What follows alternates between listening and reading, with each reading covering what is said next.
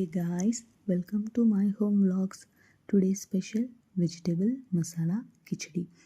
Time లేనప్పుడు ఫాస్ట్గా ఏదైనా కుక్ చేయాలి అన్నప్పుడు, హెల్తీగా కావాలి అలానే ఎమ్మీగా కూడా ఉండాలి అన్నప్పుడు ఒకసారి ఇలా ట్రై చేసి చూడండి.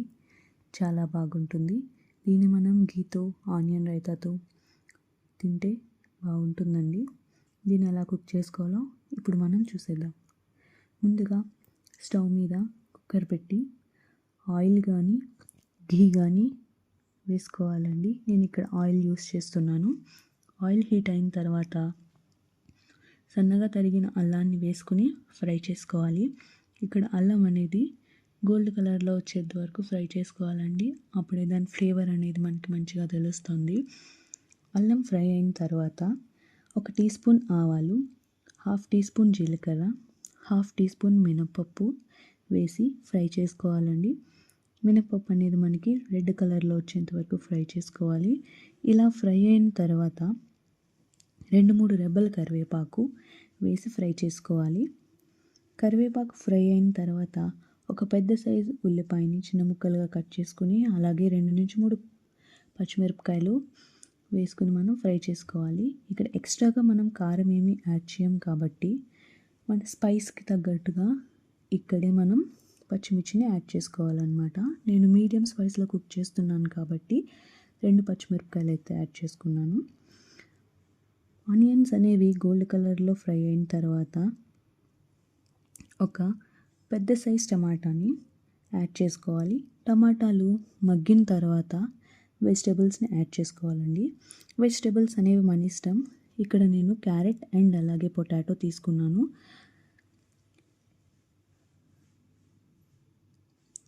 ముందుగా సోక్ చేసి పెట్టుకున్న రైస్ని అలానే పప్పుని మనం శుభ్రం చేసి పెట్టుకోవాలండి. ఇక్కడ నేను 2 రకాల పప్పులను తీసుకున్నాను. ఒకటి కందిపప్పు అలానే పెసరపప్పు. వాటిని శుభ్రం చేసి పెట్టుకున్న తర్వాత మనం ఈ వెజిటేబుల్స్లో 1 టీ స్పూన్ గరం మసాలా, అలాగే కొద్దిగా పసుపు, తగినంత ఉప్పు యాడ్ చేసుకుని కలుపుకోవాలండి. ఆ మసాలా అంతా వెజిటేబుల్స్కి పట్టేంత వరకు మనం మగ్గనివ్వాలి. అలా మగ్గిన తర్వాత మనం రైస్ని పప్పుని యాడ్ చేసుకుంటాము.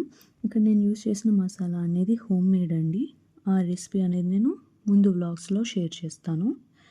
ఇక్కడ రైస్ పప్పు కలిపి నేను 1 కప్ తీసుకున్నానండి. యాడ్ చేసుకున్న రైస్ని పప్పుని మనం మంచిగా మిక్స్ చేసుకుని అలానే కొత్తిమీర కూడా యాడ్ చేసుకోవాలండి. కొత్తిమీర యాడ్ చేసుకుని ఇక్కడ నేను 1 కప్ పప్పు అలాగే రైస్కి కలిపి 2 కప్స్ వాటర్ అనేది యాడ్ చేస్తున్నానండి. ముందుగా సోక్ చేసుకున్నాను కాబట్టి 2 కప్స్ వాటర్ అనేది సరిపోతుంది. మనం వాటర్ యాడ్ చేసుకున్న తర్వాత సాల్ట్ని అడ్జస్ట్ చేసుకోవాలండి సరిపోకపోతే.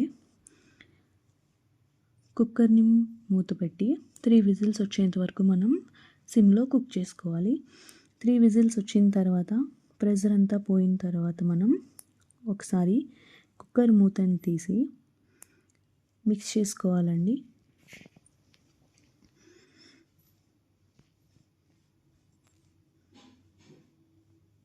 మనం మంచిగా మిక్స్ చేసుకున్న తర్వాత దాన్ని వేడివేడిగా సర్వ్ చేసుకుంటే ఎంతో ఎమ్మీగా అలానే హెల్తీగా ఉండే వెజిటేబుల్ మసాలా కిచిడి అనేది రెడీ అయిపోయింది.